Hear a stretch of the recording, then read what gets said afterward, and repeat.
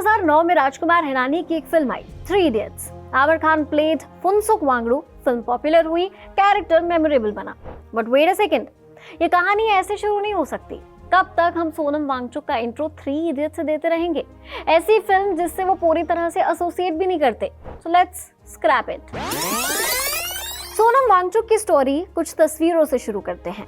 एक तस्वीर है रीसेंट, जहां वो हंगर स्ट्राइक पर बैठे हैं।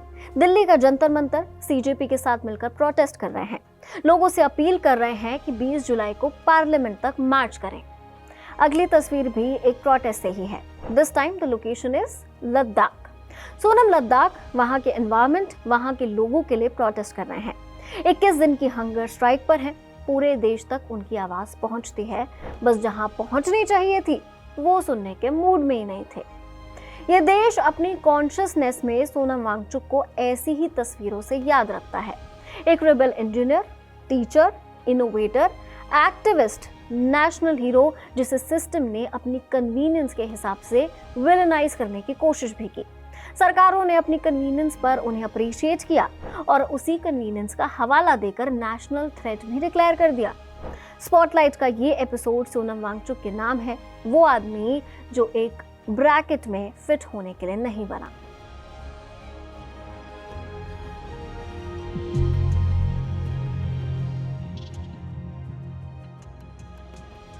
लेह से करीब 70 किलोमीटर दूर उले तोकपो नाम का एक छोटा सा गांव पड़ता है। ये कोई फेमस टूरिस्ट डेस्टिनेशन नहीं है।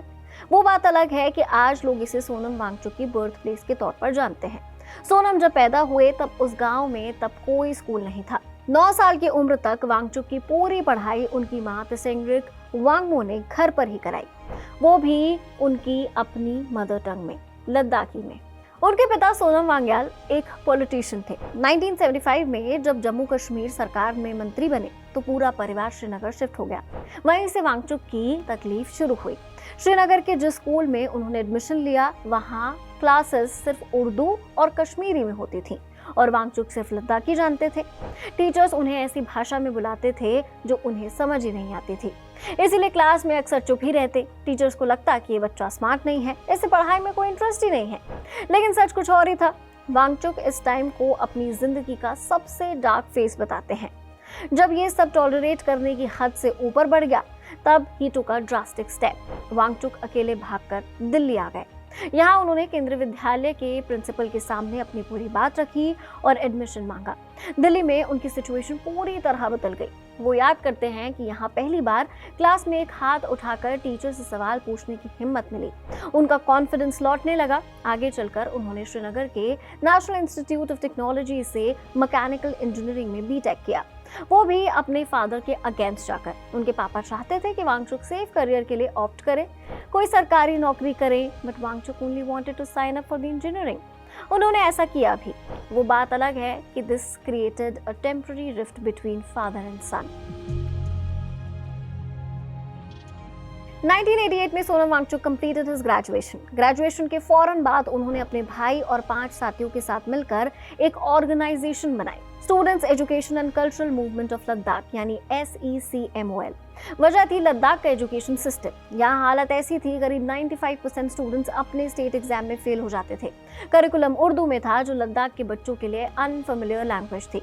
वांगचुक ने इसे सिस्टम की नाकामी माना, बच्चों की नहीं। देन 1994 में उन्होंने ऑपरेशन न्यू होप लॉन्च किया। इसके अंडर सरकार गांव की कम्युनिटीज और सिविल सोसाइटी को साथ लाकर सरकारी स्कूलों में रिफॉर्म लाने की कोशिश कर रही थी। गांव में एजुकेशन कमिटीज बनाई गई, टीचर्स को चाइल्ड फ्रेंडली तरीकों से ट्रेन किया गया और लद्दाख के लिए लोकलाइज्ड किताबें भी लिखी और छापी गई। SECMOL की पब्लिशिंग विंग मेलोंग पब्लिकेशंस ने ऐसी किताबें छापी जिनमें जोंग या मैरी नहीं बल्कि आंगमो और रिजिया जैसे लोकल नाम होते थे, और गन्ना नहीं बल्कि जौ जैसी लोकल क्रॉप्स को पढ़ाया जाता था। वांगचुक और उनकी टीम कुछ अलग करने निकले और उसका रिजल्ट भी दिखने लगा। 7 सालों के अंदर 10वीं क्लास पास करने वाले स्टूडेंट्स की संख्या 5% से बढ़कर 55% हो गई थी और बाद में 75% तक पहुंच गई। SECMOL का ऑल्टरनेटिव स्कूल कैंपस भी अपने आप में डिफरेंट थ्रू प्रोसेस के साथ डिजाइन हुआ। यहाँ एडमिशन का क्राइटेरिया ही ये था कि बच्चा एग्जाम में फेल हो चुका हो। इंडियन पेरेंट्स ये सुन ले तो बीपी बढ़ जाए। खैर, SECMOL का कैंपस खुद एक इनोवेशन था। वांगचुक और उनके स्टूडेंट्स ने मिलकर सोलर हीटेड बिल्डिंग्स डिजाइन की। ये बिल्डिंग मिट्टी और लोकल मटेरियल से बनी थी।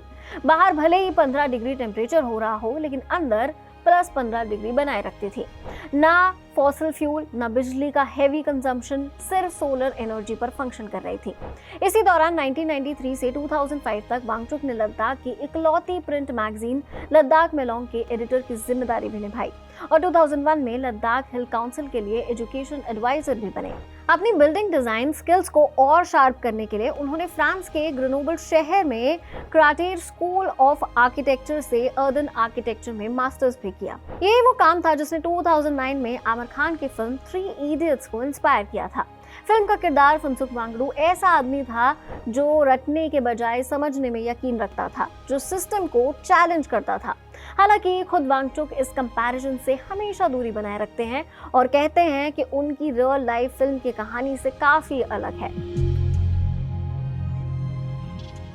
लद्दाख की सबसे बड़ी दिक्कतों में से एक थी पानी। अप्रैल मई की प्लांटिंग सीजन में किसानों को पानी चाहिए होता था, लेकिन ग्लेशियर का पानी तब तक पिघलना शुरू नहीं होता था। जनवरी 2014 में वांगचुक ने इसका एक जुगाड़ू सोल्यूशन निकाला, आइस स्टूपा। सर्दियों में बहने वाले स्ट्रीम वाटर को इकट्ठा करके एक कोन शेप के बर्फ के मीनार में जमा दिया जाता था, जो धीरे धीरे स्प्रिंग सीजन में पिघलकर किसानों को पानी देता। फरवरी 2014 तक उन्होंने एक 2 मंजिला प्रोटोटाइप बना लिया था, जो करीब 1.5 लाख लीटर पानी स्टोर कर सकता था। यह आइडिया इतना कारगर साबित हुआ कि आज दुनिया के कई देशों में पानी की कमी से जूझने के लिए इसे रेप्लिकेट किया जा चुका है। 2015 में जंस्कार में एक लैंडस्लाइड से फुगलताल नदी ब्लॉक हो गई थी और 15 किलोमीटर लंबी झील बन गई। ये डाउनस्ट्रीम पॉपुलेशन के लिए बहुत बड़ा रिस्क था। ऐसे हालात में भी वांगचुक की एक्सपर्टीज काम आई। वांगचुक यही नहीं रुके, पहाड़ी इलाकों में इंटरनेट केबल बिछाना मुश्किल होता था, इसीलिए उन्होंने LIFI नाम की एक टेक्नोलॉजी पर भी काम किया, जो लाइट के जरिए डेटा भेजती है और सोलर पावर पर चलती है। 2020-21 में उन्होंने गलवान वैली और सियाचिन जैसी जगहों पर तैनात आर्मी जवानों के लिए सोलर हीटेड टेंट भी डिजाइन किए, ताकि बिना बिजली के भी सोल्जर्स को वार्मथ मिलती रहे। उनके काम को दुनिया भर में रिकॉग्निशन मिले। 2016 में उन्हें रोलेक्स अवार्ड फॉर एंटरप्राइज मिला, 2017 में global award for sustainable architecture और 2018 में उन्हें एशिया का नोबेल कहे जाने वाला रेमन मगेसे अवार्ड भी मिला। 2017 में उन्होंने अपनी पत्नी गीतांजलि जे आंकमो के साथ मिलकर Himalayan institute of alternatives Ladakh यानी HIAL की भी शुरुआत की, ताकि लद्दाख के यूथ को हायर एजुकेशन के साथ साथ एक सस्टेनेबल फ्यूचर भी दिया जा सके। बहुत लोगों को लग सकता है कि वांगचुक का एक्टिविज्म अचानक से कैसे शुरू हो गया। इसका जवाब भी उनकी बैक स्टोरी में ही मिलता है। उनके पिता सोनम वांग्याल ने अपने जमाने में लद्दाख की कम्युनिटीज को शेड्यूल ट्राइब का स्टेटस दिलाने के लिए जनवरी 1984 में 16 डेज की भूख हड़ताल की थी। इसका इम्पैक्ट ऐसा था कि तत्कालीन प्रधानमंत्री इंदिरा गांधी ने खुद ले आई थी और उनकी मांग मानी थी। कहना गलत नहीं होगा कि ये रेजिलियंस वांगचुक के खून में ही थी। साल 2019 में जब आर्टिकल 370 हटाकर लद्दाख को जम्मू कश्मीर से अलग करके यूनियन टेरिटरी बनाया गया, तब वांगचुक वेलकम दिस मूव। तब उन्होंने PM मोदी को थैंक यू प्राइम मिनिस्टर लिखकर पोस्ट भी किया था। 2020 में जब गलवान वैली में भारतीय और चीनी सैनिकों के बीच झड़प हुई, तब वांगचुक ने लोगों से चाइनीज प्रोडक्ट्स को बॉयकॉट करने के लिए अपील की थी।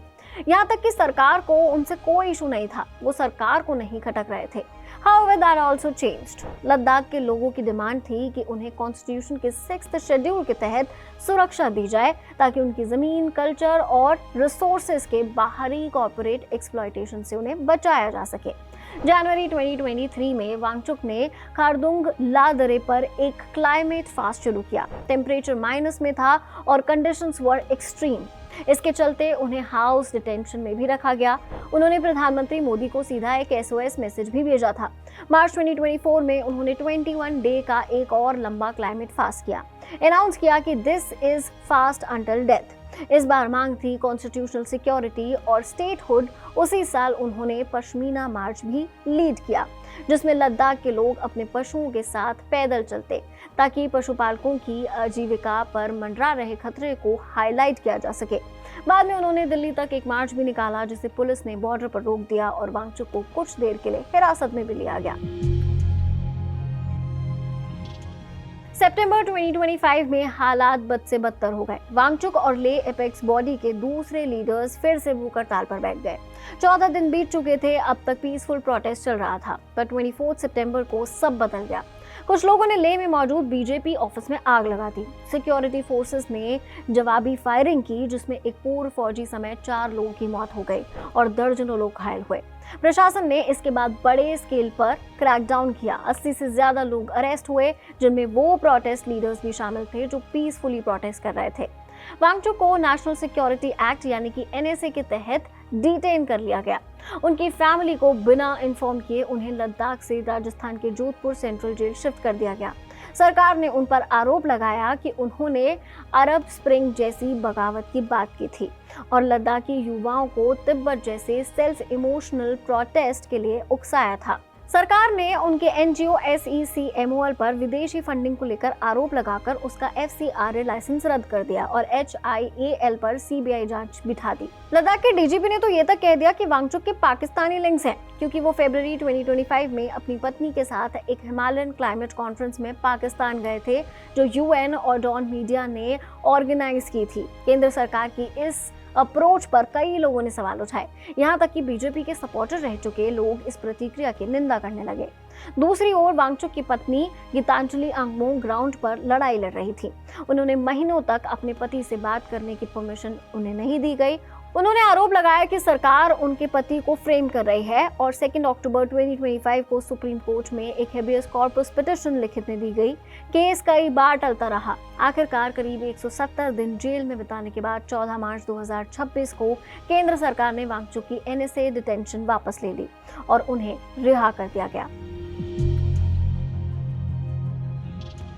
रिहाई के कुछ ही महीनों बाद वांगचुक एक नए मूवमेंट से जुड़ गए, CJP का जंतर मंतर प्रोटेस्ट। एक इंस्टाग्राम वीडियो में उन्होंने बताया कि लद्दाख के लेफ्टिनेंट गवर्नर VK सक्सेना की कुछ टिप्पणियों ने उन्हें इस मूवमेंट से जुड़ने पर मजबूर किया और जुलाई 2026 में वो एक बार फिर भूख हड़ताल पर बैठे हैं।